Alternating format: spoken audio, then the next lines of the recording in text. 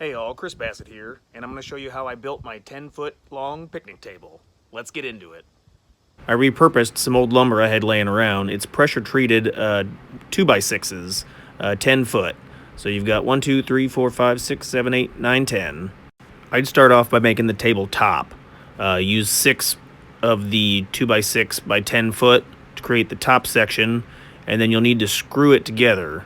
Make sure there's a little bit of a gap in between each board. That'll allow the table to kind of breathe and wick away moisture. So for the hardware, the screws, I'm using 3-inch decking screws that resist corrosion.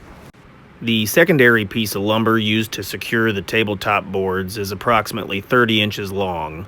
I'd like to offset the screws, a little bit of added durability and strength. Also, pre-drilling the holes can really help out. Just a little bit easier on your drill bit and make sure that the screw goes in with minimal effort.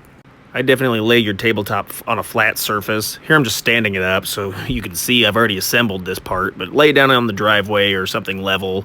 That way it'll keep the table itself level. But you've got 5 inches and then 2 foot is where you want to position those stability boards. And you'll have 4 total, 2 on each side. That'll just keep the table nice and square and together. You'll also use that secondary stability board to position the table legs. The A-frame is what we're going to use for the table leg as well as the seat. So my table is approximately 32 inches tall.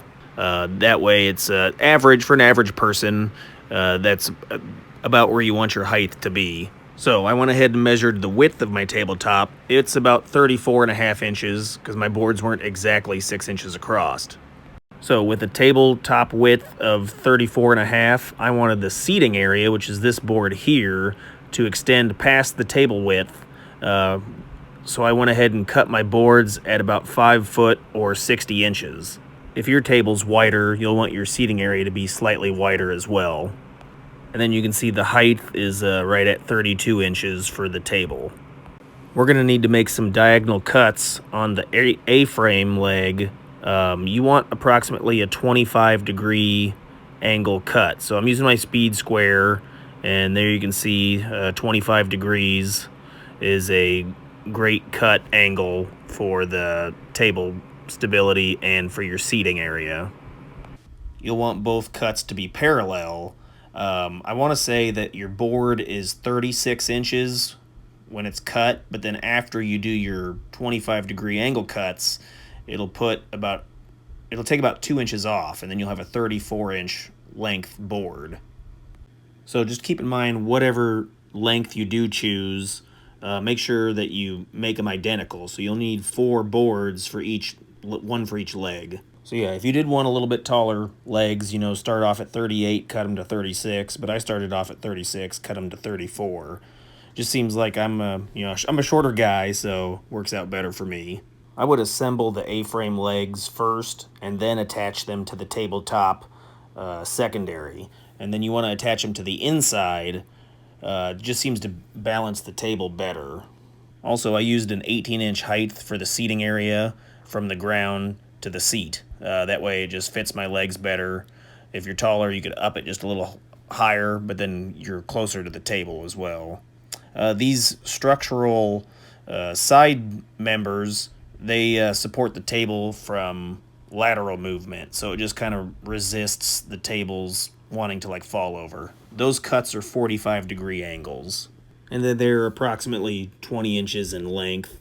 Like I said, they're centered on the table, and the A-frame leg just added stability.